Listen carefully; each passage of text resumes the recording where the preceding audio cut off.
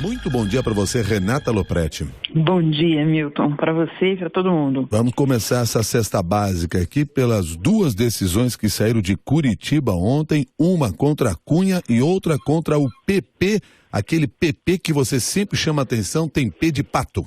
Exatamente, Milton, você vê todo mundo prestando atenção na Lava Jato de Brasília, porque se aproxima o momento em que o ministro Edson Fachin deve levantar o sigilo de pelo menos boa parte das delações da Lava Jato, mas Curitiba vem mostrar que ainda tem notícia para sair de lá. A primeira condenação do Eduardo Cunha deixou Brasília ali em estado de alerta, notadamente os parlamentares, porque sinaliza, Milton, um caminho que pode ser o de muita gente além dele. É uma condenação grande, não a maior individual da Lava Jato, mas essa condenação de mais de 12 anos dele, quando você lembra que ele ainda é réu em outros 2 processos e ainda é investigado em outros tantos inquéritos, tudo isso daí abre uma perspectiva de uma pena bem longa para ele e ressuscita a decisão sobre a possibilidade de uma delação premiada de Eduardo Cunha. Não são favas contadas. Os investigadores da Lava Jato sempre lembram que é preciso ver o que o Eduardo Cunha quer contar para ver se a essa altura há interesse nisso, mas é uma coisa que cria uma apreensão muito grande no Palácio do Planalto, por conta das relações históricas do Michel Temer e de vários dos seus auxiliares com ele, e no Congresso, onde o Eduardo Cunha tinha tropa grande e se relacionou com essas pessoas das mais variadas maneiras possíveis, né? E a outra decisão de Curitiba ontem, que foi a de apresentar uma denúncia por improbidade contra o Partido Progressista, ela tem um ineditismo, é a primeira vez que a Lava Jato toma uma providência contra um partido político e não contra seus integrantes. Era uma pedra cantada, Milton, porque o PP, por conta da sua ligação com o Paulo Roberto Costa, ex-diretor da Petrobras, que fez uma das primeiras e seminais delações da Lava Jato, tinha ali um caminho das pedras mais desenhado na investigação, mas é uma coisa que também essa tem repercussão em Brasília, Milton, porque ninguém acha que o que os procuradores estão fazendo com o PP agora não pode acontecer com os demais partidos envolvidos na Lava Jato. E o que se está pedindo nessa ação de improbidade, Milton, é nada menos do que a devolução de mais de 2 bilhões por parte do PP. Você imagina o que pode acontecer com os partidos envolvidos. Inviabiliza o partido? Totalmente, Milton. Na realidade, quer dizer, você não corta a fonte de financiamento, que é o fundo partidário, até os procuradores fizeram questão de dizer isso, exatamente. Mas inviabilizou o partido.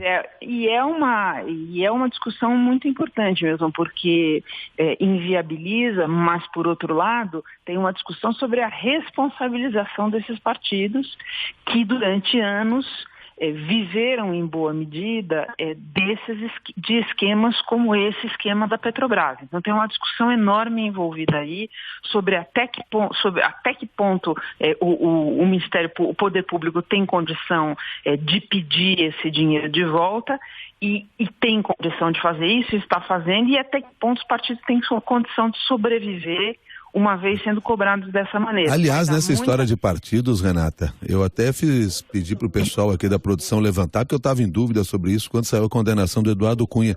O Eduardo Cunha segue sendo filiado do PMDB. O PMDB não o expulsou do partido diante de tudo isso. Não só não expulsou, Milton, como nem ousou fazer qualquer gesto prévio nessa direção. Para você ter uma ideia das conexões e do quanto os correligionários do Eduardo Cunha temem o que ele possa falar, o que ele possa fazer. Então é isso, ele continua sendo um PMDBista e assim PMDBista de carteirinha. De carteirinha, seja lá quantas condenações vierem, Milton. Pois é. Aliás, você falou aí de Palácio, falou de Temer. Não foi uma semana de muitas boas notícias não para o presidente Temer, hein?